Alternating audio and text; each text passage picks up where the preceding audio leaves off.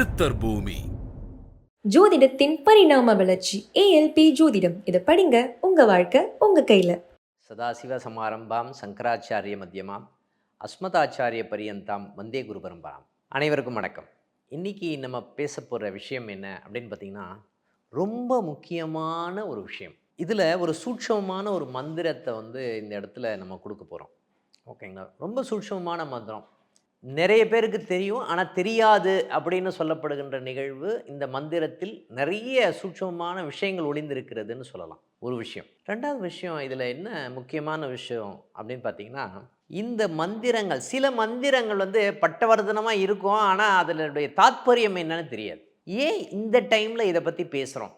இதுக்கும் பிரபஞ்சத்துக்கும் இருக்கக்கூடிய ஆற்றல் என்ன? ஓகேங்களா? முக்கியமான நமக்கு எல்லாருக்குமே ஒரு கோரிக்கை இருக்கும். இந்த கோரிக்கைகள் எல்லாமே இந்த காலகட்டத்தில் தீர்க்கக்கூடிய தன்மை நம்ம இன்னைக்கு பேச போகிற டாப்பிக்கில் இருக்கா அப்படின்னு பார்த்தீங்கன்னா 100% இருக்குன்னு சொல்லலாம். அந்த மாதிரி ஒரு பவர்ஃபுல்லான ஒரு மந்திரத்தை சொல்ல போகிறோம். அதே மாதிரி இந்த மந்திரம் பார்த்திங்கன்னா எல்லா லக்னக்காரர்களுக்கும் எல்லாருக்குமே பயன்படக்கூடிய ஒரு மந்திரம்னு சொல்லலாம். அதையும் இந்த காலகட்டத்தில் நாம் ஜபம் செய்ய வேண்டிய ஒரு மந்திரம் அப்படின்னு சொல்லலாம். எல்லா விஷயங்களும் பவர்ஃபுல்லாக ஈர்க்கக்கூடிய தன்மை இருக்குது. என்ன விதமான தோஷங்கள் ஜாதகத்தில் இருந்தாலும் சரி, கடன் இருக்குது சார், எனக்கு தீராத பிரச்சனை இருக்குது, கடன் நோய் இருக்குது, எனக்கு வருமானம் சம்மந்தப்பட்ட விஷயங்களில் பிரச்சனை இருக்குது, நான் என்ன பண்ணுறது? சில மந்திர உச்சாடனங்களுக்கு பார்த்திங்கன்னா மணி மந்திர ஔஷதம்னு சொல்லுவாங்க இல்லையா? சில மந்திர உச்சாடனங்களுக்கு எல்லாமே கைவரப்பெறக்கூடிய தன்மை சில மந்திரத்தில் இருக்கக்கூடிய தன்மை இருக்குன்னு சொல்லலாம். ஓகேங்களா? அந்த விதமான ஒரு விஷயந்தான் இன்றைக்கி நம்ம பேச போகிறோம். படைத்தல், காத்தல், அழித்தல் அப்படின்னு பெறுகின்ற 3 விதமான விஷயங்கள் இருக்குதுன்னு சொல்லலாம். அதாவது முக்கியமாக படைத்தல், அப்புறம் காத்தல், அப்புறம் அழித்தல் அப்படின்ற ஒரு விஷயம், 3 விதமான கர்மாக்கள் இருக்குது அப்படின்ற ஒரு பிரம்ம ரகசியம் இருக்குதுன்னு சொல்லலாம். இதுக்கும் இதுக்கும் என்ன சார் சம்மந்தம் இருக்கும்? சிவா விஷ்ணு, அதே மாதிரி சிவா விஷ்ணு பிரம்மன். ஓகேங்களா? இந்த சிவா விஷ்ணு பிரம்மன்னு சொல்லப்படுகின்ற இந்த 3 ஒரு சூட்சமங்களை கிரியேட் பண்ணது யார் அப்படின்னு பார்த்தீங்கன்னா, மூல பிரகிருத்தின்னு சொல்லப்படுகின்ற முழு முதற் கடவுள்னு சொல்லலாம். அந்த மூல பிரகிருதிக்கு பார்த்தீங்கன்னா உருவம் அருவமற்ற ஒரு தன்மை அப்படின்ற ஒரு நிகழ்வு இருக்குது. எப்படி ஒரு ஆட்டம், ஒரு அணு அப்படின்னு எடுத்திங்கன்னா புரோட்டான், நியூட்ரான், எலக்ட்ரான் இருக்கோ, அதுக்கும் இந்த மூல பிரகிருதிக்கும் இந்த 3 விதமான கடவுள் இருக்காங்க இல்லையா? இதற்கும் சம்பந்தம் இருக்கான்னா இருக்குது. இப்போ புரோட்டான், நியூட்ரான், எலக்ட்ரான்னு சொல்கிறோம். நியூட்ரான் அப்படின்னு சொல்லப்படுவது அதுதான் மூல பிரகிருதி அப்படின்னு. நியூட்ரான்னா நியூட்ரல்னு அர்த்தம். அந்த அணுவை உருவாக்கக்கூடிய தன்மை அந்த மூல பிரகிருதிக்கு இருக்கிறது அப்படின்னு சொல்லலாம். ஒரு அணுவை உருவாக்குவதற்கு உண்டான கரு அப்படின்னு சொல்லப்படுகின்ற விஷயம் தான் நியூட்ரான் அப்படின்ற ஒரு தத்துவத்திற்குன்னு சொல்லலாம். இதுக்கும் என்ன சார் நம்ம பேசுகிறதுக்கும் சம்பந்தம் இருக்கா? சம்பந்தம் இருக்குது. எல்லாமே 3 விஷயங்களை கடந்த ஒரு ஞானம் தான் அந்த ஞானம்னு சொல்லலாம். இந்த மூல பிரகிருத்தின்னு சொல்லப்படுகின்ற இந்த தத்துவம்னு சொல்கிறோம் இல்லைங்களா? இந்த மூல பிரகிருத்தின்னு சொல்லப்படுகின்ற இந்த நியூட்ரலான ஒரு தத்துவம் கிரியேட் பண்ண விஷயந்தான் புரோட்டான் அப்படின்னு சொல்லப்படுகின்ற இந்த 3 நேர்மறை சக்திகள்னு சொல்லப்படுகின்ற இந்த 3 தத்துவங்கள்னு சொல்லலாம். பிரம்மா, விஷ்ணு, சிவன். ஓகேங்களா? இதை இயக்குவது யார் அப்படின்னா சக்தின்னு சொல்லப்படுகின்ற எலக்ட்ரான்னு சொல்லலாம். இந்த நேர்மறை சக்தியை இயக்கக்கூடிய சக்தி, இயங்கும் சக்தி அப்படின்னு சொன்ன 2 விதமான சக்திகள் இருக்குது. ஒன்று ஸ்டாட்டிக்கு, இன்னொன்று டைனமிக்குன்னு சொல்லுவோம். ஸ்டாட்டிக் அப்படின்னு சொல்லப்படுகின்ற சக்தி அப்படின்னு சொல்லப்படுகிறது இந்த புரோட்டான், நியூட்ரான். ஃபஸ்ட்டு நியூட்ரான்லேருந்து உருவாக்கக்கூடிய சக்தி தான் புரோட்டான்னு சொல்லலாம். அதுதான் பிரம்மா, விஷ்ணு, சிவன்னு சொல்லப்படுகின்ற ஒரு சக்தின்னு சொல்லலாம். இந்த புரோட்டான், நியூட்ரான், எலக்ட்ரான் இருக்கு இல்லைங்களா? இந்த எலக்ட்ரான் தான் இயங்கு சக்தின்னு சொல்லப்படுகின்ற சக்தின்னு பேருக்கு. சிவம்னா சக்தின்னு சொல்லுவோம் இல்லையா? இந்த சிவத்துக்கும் சக்திக்கும் என்ன வித்தியாசம்னா, அதாவது இந்த பொட்டன்ஷியல் எனர்ஜின்னு சொல்லுவோம் இல்லைங்களா? அந்த பொட்டன்ஷியல் எனர்ஜி தான் சக்தி அப்படின்னு சொல்லப்படுகிறது. உள்ளே இருக்கக்கூடிய சக்திக்கு பார்த்திங்கன்னா எல்லாமே இயக்கம் இருக்கும். பட் அதை வெளிப்படுத்தக்கூடிய தன்மை டைனமிக்னு சொல்கிறோம் இல்லைங்களா, டைனமிக்கான ஒரு சக்தி தான் வந்து பார்த்திங்கன்னா எலக்ட்ரான்னு சொல்லப்படுகின்ற விஷயம் இருக்குது அப்படின்னு சொல்லலாம். சரி சார், எல்லாமே சக்தி மயம் அப்படின்னு சொல்லப்படுகின்ற விஷயம் இருக்கா? இருக்குது. ஆனால் எல்லாமே இந்த சக்தி மயமாக இருக்கக்கூடிய இந்த பிரபஞ்சத்தில் வந்து பார்த்திங்கன்னா முக்கியமாக இருக்கக்கூடிய 3 பிரம்மா, விஷ்ணு, சிவன்னு சொல்லப்படுகின்ற 3 சக்திகளுடைய ஓகேங்களா, முப்பெரும் தேவியர்களுக்கினுடைய சங்கமம் தான் இந்த வந்து பார்த்திங்கன்னா நம்ம சொல்லப்படுகின்ற துர்கா அப்படின்னு சொல்லப்படுகின்ற சக்தி. ஃபஸ்ட்டு வந்து மகேஸ்வரி, முக்கியமாக பார்வதி, அதுக்கப்புறம் மகாலட்சுமி, அதுக்கப்புறம் சரஸ்வதி. இந்த 3 சக்தியினுடைய சங்கம சக்தின்னு சொல்லப்படுகின்ற இந்த சக்தி தான் வந்து பார்த்திங்கன்னா துர்கா அப்படின்னு சொல்லப்படுகின்ற இந்த மகாசக்தின்னு சொல்லலாம். இந்த துர்கையினுடைய பவர் வந்து எப்படியாப்பட்ட பவர் அப்படின்னு பார்த்திங்கன்னா எல்லா விதமான விஷயங்களையும் இயக்குபவள் அப்படின்னு சொல்லலாம். இந்த துர்கா, துர்க் அப்படின்னு சொன்னாவே சமஸ்கிருதத்தில் வந்து துர்க் அப்படின்னு சொன்னாவே வந்து பார்த்திங்கன்னா கோட்டைன்னு அர்த்தம். கோட்டை, அரண்மனைன்னு சொல்லலாம். பாதுகாத்தல் அப்படின்ற ஒரு சக்தி தான். இந்த கோட்டை, அரண்மனை என்ன பண்ணுதுன்னா பாதுகாக்கு. ஓகேங்களா, மனித சக்திகளை பாதுகாக்கக்கூடிய தன்மை, ராஜாவை பாதுகாக்கக்கூடிய தன்மைன்னு சொல்கிறோம் இல்லையா. துர்க் அப்படின்னு சொன்னாவே கோட்டை, அரண்மனை அப்படின்னு சொல்லப்படுகின்ற காத்தல் அப்படின்ற விஷயத்தை செய்பவள் தான் துர்கா அப்படின்னு சொல்கிறோம். சரி சார், இந்த துர்கா வந்து எதுலேருந்து வந்த சக்தின்னு நம்ம பேசியிருக்கோம்? பிரம்மா, விஷ்ணு, மகேஸ்வரனுடைய சக்தியின் ஸ்வரூபம் தான் இந்த துர்கா அப்படின்னு சொல்லியிருக்கோம். இந்த துர்கை வந்து பார்த்திங்கன்னா 9 விதமான துர்கையினுடைய சக்திகள் தான் வந்து பார்த்திங்கன்னா நவதுர்கா அப்படின்னு சொல்லப்படுகின்ற இந்த சக்தின்னு சொல்லலாம். ஏன் இந்த நவதுர்காக்கும் இந்த இந்த நம்ம பேசப்படுகின்ற இந்த டாப்பிக்கும் சம்பந்தம் இருக்கா? சம்பந்தம் இருக்குது. பாருங்களேன், எல்லாமே 3 விதமான சக்திகளை கொண்டது தான் அப்படின்னு சொல்லலாம். ஒரு ராசி கட்டத்தில் நம்ம பார்த்தோன்னு வச்சுங்களேன், 3 விதமான நட்சத்திரங்கள் இருக்கும். 3 நட்சத்திரங்கள் சேர்ந்து தான் ஒரு ராசி கட்டம்னு சொல்கிறோம். இதில் கடைசி நட்சத்திரம்னு இருக்கு இல்லையா, அதுக்கு தான் பவர் ஜாஸ்தின்னு சொல்லுவோம். ஓகேங்களா, தலை இல்லாத நட்சத்திரம், கால் இல்லாத நட்சத்திரம், உடல் இல்லாத நட்சத்திரம்னு சொல்லப்படுகின்ற அந்த கடைசி நட்சத்திரம் வந்து ரொம்ப பவர்ஃபுல்லான நட்சத்திரம்னு சொல்லப்படுகின்ற நிகழ்வு அங்கே இருக்கான்னா இருக்குன்னு சொல்லலாம்.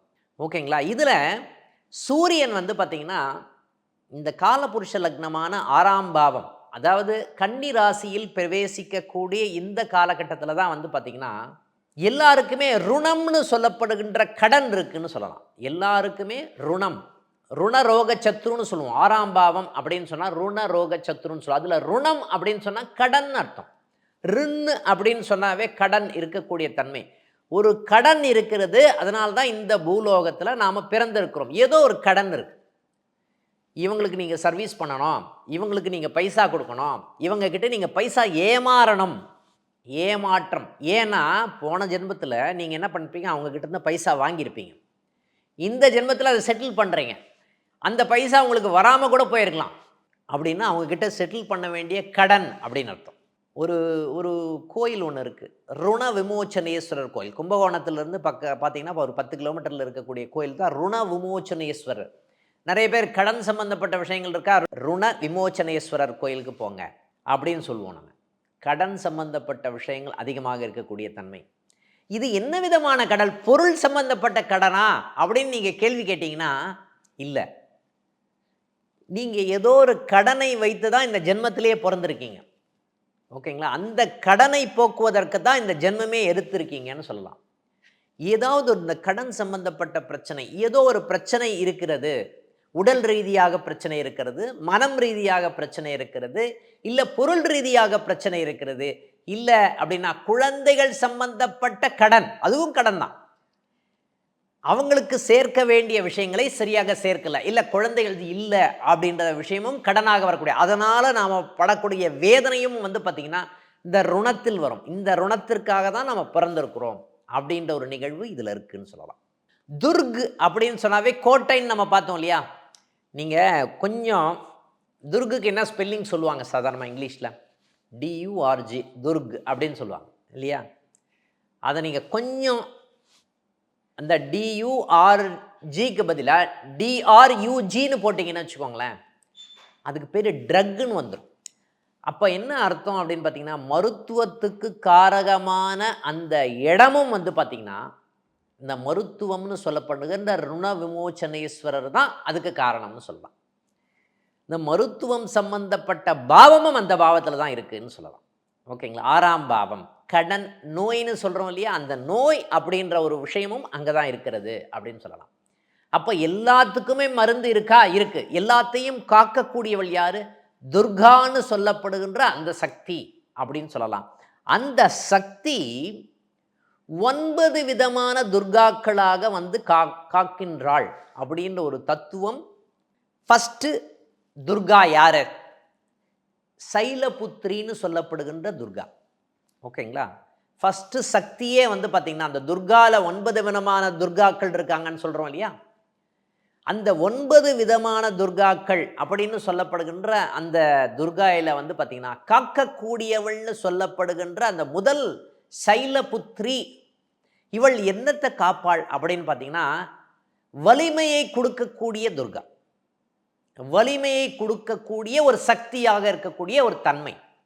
எல்லாருக்குமே வந்து எல்லா வலிமையும் இருக்குது. உடல் வலிமை இருக்கா அப்படின்னு கேட்டிங்கன்னா, உடல் வலிமை இன்னைக்கு இருக்கக்கூடிய காலகட்டத்தில் எல்லாருக்குமே உடல் வலிமை சம்பந்தப்பட்ட விஷயங்கள், நோய் நொடிகள் சம்பந்தப்பட்ட விஷயங்கள், ஏன்னா நம்ம சாப்பிட்ற சாப்பாடே சரியில்லை அப்படின்ற மாதிரி அமைப்பு இருக்குது. எல்லாமே கலப்படம் அப்படின்ற ஒரு விஷயத்துக்கு வந்துடுது. அது ஆட்டோமேட்டிக்காக அந்த வந்து சக்திகள் வந்து பார்த்திங்கன்னா, அதனுடைய தன்மைகள் எல்லாமே என்ன ஆகிடுது, அது அழிஞ்சு போயிடுதுன்னு சொல்லலாம். அப்போது அந்த சக்தி வந்து உடல் ஆற்றலை கொடுக்கக்கூடிய அந்த சக்திக்கு பேர் தான் சைலபுத்திரின்னு சொல்லப்படுகின்ற சக்தி. அந்த சைலபுத்திரின்னு சொல்லப்படுகின்ற அந்த சக்தியை வணங்கினாலே வந்து பார்த்திங்கன்னா, இந்த காலகட்டத்தில் நம்முடைய உடல்நிலை சம்பந்தப்பட்ட விஷயத்தில் எனக்கு உடல்நிலை ரீதியாக பிரச்சனை இருக்குது சார், எல்லா விதமான நோய்களுக்கும் பரிகாரம் செய்கின்றீர்கள் அப்படின்னு சொன்னால், இந்த சைலபுத்திரியை வணங்கினாலே போதும்னு சொல்லலாம். ஏன்னா நம்முடைய காக்கக்கூடியவளே துர்கா தான். அப்போ டைரெக்டாக வந்து அங்கேயே வந்து போயிட்டோன்னா, இது கடைசியில் தான் மந்திரம் அப்படின்ற ஒரு விஷயம் வரப்போகிறோம். நம்ம இதுக்கு என்ன மந்திரம் சொல்ல போகிறோம் அப்படின்ற ஒரு விஷயம் கடைசியில் பார்க்க போகிறோம். அப்போ நம்முடைய மன வலிமையை போக்கக்கூடியவள் இந்த சைலபுத்திரி அப்படின்னு சொல்லப்படுகின்ற சக்தி. ஓகேங்களா? 2வது சக்தி எது அப்படின்னு பார்த்தீங்கன்னா, பிரம்மச்சாரிணி அப்படின்னு சொல்லப்படுகின்ற ஒரு சக்தி. இந்த பிரம்மச்சாரிணி இன்னைக்கு எல்லாருக்குமே இருக்கக்கூடிய நிகழ்வுகள் என்ன அப்படின்னு பார்த்தீங்கன்னா, சார் பயங்கர டிப்ரெஸ்ஸாக இருக்க சார், அழுத்தம் அதிகமாக இருக்கக்கூடிய தன்மை இருக்குது சார், மன அழுத்தம் அதிகமாக இருக்குது சார், மனவேதனை ஜாஸ்தியாக இருக்குது சார், ஏதோ ஒரு விஷயத்தை விட்டுட்டு தேடிட்டே இருக்காங்க, எங்கே போய் தேடுறாங்கன்னே தெரியல. எல்லாருக்குமே ஒரு அழுத்தம் இருக்குது. பணம் எல்லாமே இருந்தால் கூட வீட்டில் நிம்மதி இல்லாத ஒரு தன்மை. ஓகேங்களா? சார் பணம் இருக்குது சார், வீட்டில் நிம்மதி இல்லை. எனக்கு பணம் இல்லை சார், பணத்தை நோக்கி ஓடிக்கொண்டே இருக்கிறேன் அப்படின்ற ஒரு மாதிரி நிலைப்பாடு. எல்லாருக்குமே ஒரு தேடுதல், அதனால் ஒரு டிப்ரெஷன் அப்படின்ற ஒரு விஷயமும் எல்லாருக்குமே இருக்குது. இதுக்காக வந்து நிறைய வந்து இன்றைக்கி சைக்காலஜி சம்மந்தப்பட்ட விஷயத்தை வந்து நிறைய பேர் ப்ராக்டிஸ் பண்ணி பெரிய பெரிய டாக்டர்ஸ் எல்லாமே இருக்காங்க. இன்றைக்கி போய் கேட்டிங்க அப்படின்னு பார்த்தீங்கன்னா, இன்றைக்கி நீங்கள் டோக்கன் போட்டிங்கன்னு வச்சுக்கோங்களேன், அங்கே தான் க்யூ ஜாஸ்தியாக இருக்குதுன்னு சொல்லலாம். ஓகேங்களா? அந்த மாதிரி ஒரு விஷயம், மனவேதனை அதிகமாக இருக்கக்கூடிய தன்மை, இந்த மனோபயத்தை போக்கக்கூடியவள் இந்த சக்தின்னு சொல்லலாம். பிரம்மச்சாரிணின்னு பேர், அவங்க பேர் வந்து பிரம்மச்சாரிணி அப்படின்னு சொல்லப்படுகின்ற பேர். ஓகேங்களா? பிரம்மச்சாரிணி மன வலிமையை கொடுக்கக்கூடியவள், மனவேதனையை போக்கக்கூடியவள், சைக்கலாஜிக்கல் ப்ராப்ளம் ஏதாவது, டிப்ரெஷன் ஏதாவது இருந்தால் அதை போக்கக்கூடியவள் யாரு அப்படின்னு பார்த்தீங்கன்னா, இந்த பிரம்மச்சாரிணின்னு சொல்லப்படுகின்ற இந்த சக்தி. முக்கியமாக பிரம்மம் அப்படின்னு சொன்னாவே உங்களுக்கு தெரியும், ஏதோ ஒரு விஷயத்துக்காக தான் இந்த காலகட்டத்தில் நம்ம பிறந்திருப்போம். அப்போது நம்ம என்ன பண்ணோம், அந்த கடனை வந்து தீர்க்க வேண்டும். அப்போ யார்கிட்ட போனோம் அப்படின்னா, பிரம்மச்சாரிணி அப்படின்னு சொல்லப்படுகின்ற அந்த சக்தி கிட்ட நம்ம போகணும் அப்படின்னு. ஏன் காரணம் என்னன்னா, காலபுருஷ லக்னத்துக்கு 6ஆம் பாவத்தில் சூரியன் பிரவேசிக்கக்கூடிய இந்த நாள் சிறப்பான நாளாக இருக்கக்கூடிய தன்மை இருக்கா? இருக்கு. அதுக்கப்புறம் 3வது நாள் வணங்கக்கூடிய தேவதை யாருன்னா சந்திரகாந்தா அப்படின்னு சொல்லப்படுகின்ற ஒரு தெய்வம், ஒரு சக்தின்னு சொல்லலாம். இந்த சந்திரகாந்தா என்பவள் யார் அப்படின்னு சொல்லலாம், நமக்கு செல்வ வளங்களை கொடுப்பவள்.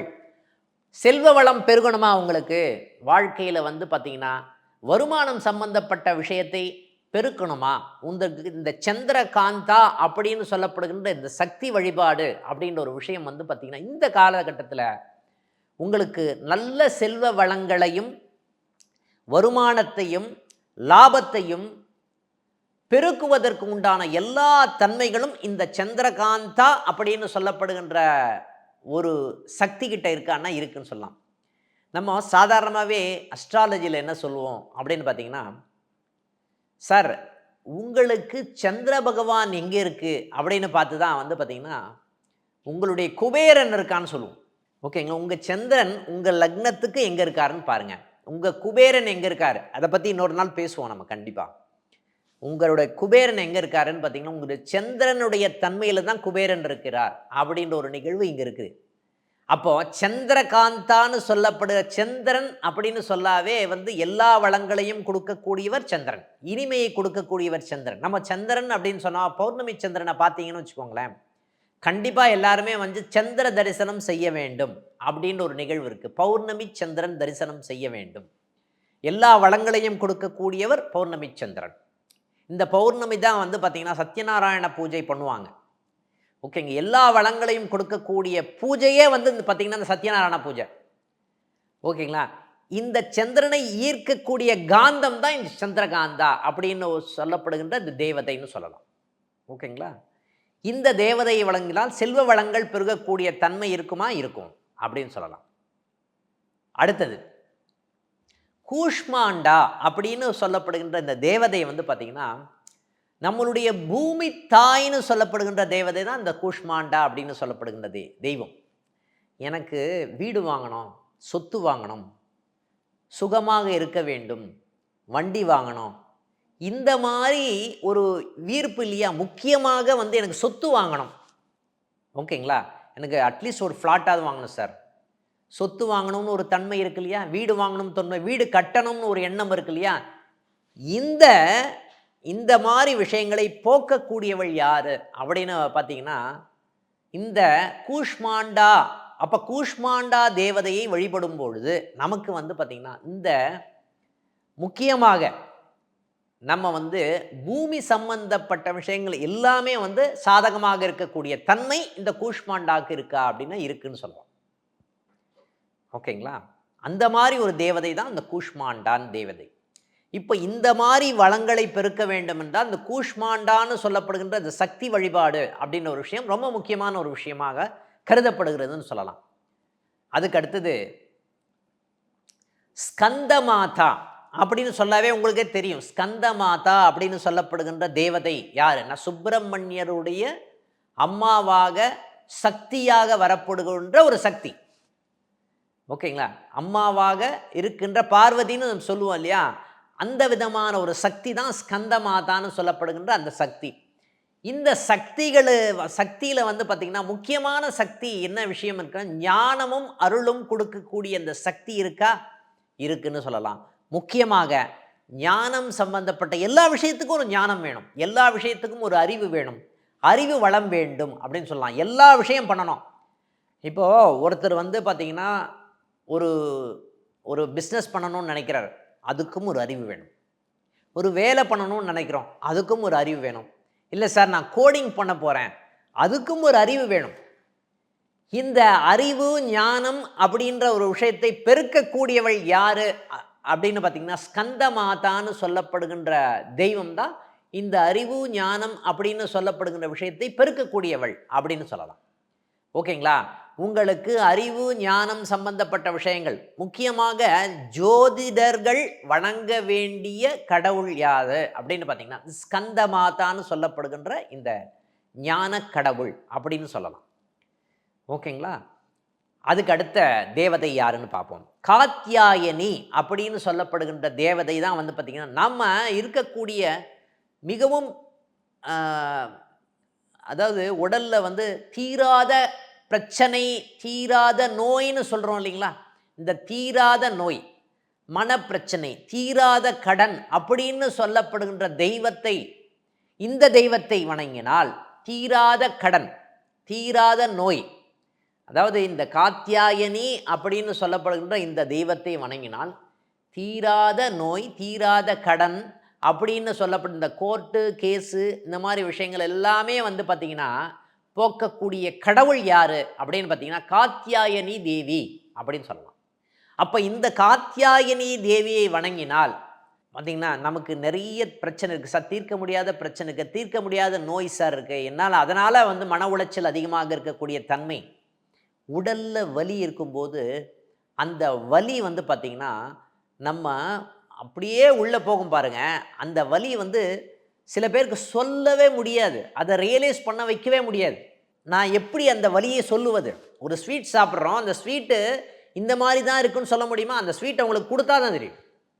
அதே மாதிரி சில உடல் ரீதியாக சில பேர் வந்து வேதனைப்படுறாங்க பாருங்கள், அந்த வலியை வந்து பார்த்திங்கன்னா இன்னொருத்தர் உணர முடியுமானா உணரவே முடியாது. ஆனால் ஒரு தேவதை மட்டும் வந்து பார்த்திங்கன்னா அந்த உடல் வலி சம்பந்தப்பட்ட விஷயத்தை போக்கக்கூடியவள் யாருன்னா காத்யாயனி தேவி அப்படின்னு சொல்லப்படுகின்ற இந்த தேவி. இந்த தேவியை வந்து வணங்கினால் இந்த உடல் ரோகம்னு சொல்லப்படுகின்ற தீர்க்க முடியாத நோய்னு சொல்கிறோம் இல்லைங்களா, இந்த மாதிரி விஷயங்கள் எல்லாமே போக்கக்கூடியவள் தான் இந்த சக்தின்னு சொல்லலாம். ஜோதிடத்தின் பரிணாம வளர்ச்சி ஏஎல்பி ஜோதிடம். இதை படிங்க, உங்க வாழ்க்கை உங்க கையில. சித்தர் பூமி.